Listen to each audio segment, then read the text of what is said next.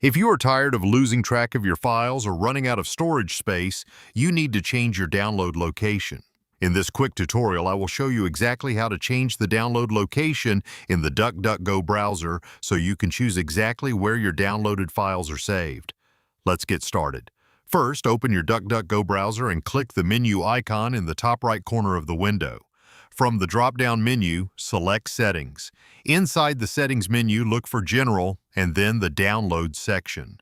Once you find it, you will see the current default folder being used by the browser. To change it, click the Change or Browse button right next to the current path. A File Explorer window will open up. Now simply choose the specific folder where you want all future downloads to go. For example, you can select your desktop, your Documents folder, an external hard drive, or even create a brand new folder specifically for your downloads. After selecting your preferred folder, click Confirm to save the change. From now on, Duckduckgo browser will automatically save your files directly to this new location. But here is a pro tip for even better file organization.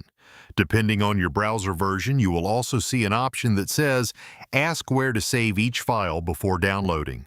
If you enable this toggle, Duckduckgo will prompt you to choose a specific save location every single time you start a download.